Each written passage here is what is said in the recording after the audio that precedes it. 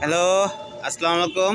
আপনাদের সঙ্গে একটা জিনিস শেয়ার করি, সেটা হচ্ছে কি আমরা আজ ইএফআই ভার্সন এফজেড ফেজার ফেজারের আমরা ক্লাস অ্যাসেম্বলি চেঞ্জ করলাম, কিন্তু খালি ক্লাস অ্যাসেম্বলি চেঞ্জ করলে কিন্তু হবে না। এখানের কিছু নিয়মকানুনও আছে, সেগুলো হচ্ছে কি ঠিকঠাক যদি আপনি না বদলান তাহলে আপনার ক্লাস প্লেট কিন্তু টিকবে না। হ্যাঁ, সেটা হচ্ছে কি, সেটা হচ্ছে আমি দেখাচ্ছি আপনাদের। সেটা হচ্ছে যে এই যে ক্লাস প্লেট, হ্যাঁ, একটা আছে যে ঘন প্যাচের, আর একটা আছে হচ্ছে আপনার এই যে পাতলা প্যাচের। এই যে পাতলা মানে ফাঁকা ফাঁকা ফাঁকা ফাঁকা যে ফাইবারগুলো রয়েছে, আর একটা রয়েছে ঘন ঘন।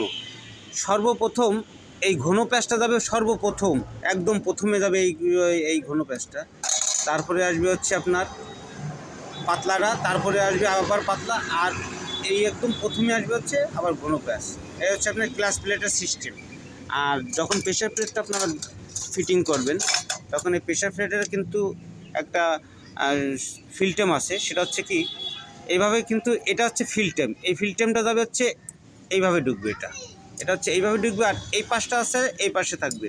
আপনি এই পাশে দিলে হবে না, কারণ কি ওটা কাজ করে হচ্ছে ওই দিক থেকে, তখন আপনার এটা আসবে হচ্ছে এইভাবে থাকবে। হ্যাঁ, এই জন্য যখন আপনারা ফিটিং করবেন এগুলো খেয়াল রেখে অবশ্যই ফিটিং করবেন, আপনার ক্লাস অ্যাসেম্বলিটা দীর্ঘস্থায়ী হবে। তবে এই ছিল হচ্ছে আজকের টপিকস।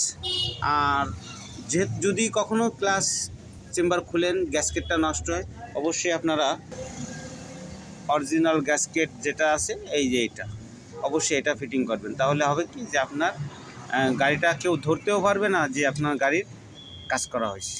তো ঠিক আছে, এই পর্যন্তই ছিল আজকের টপিকস। তো পরবর্তী ভিডিওর জন্য আপনারা অপেক্ষা করবেন। ওকে, আল্লাহ হাফেজ।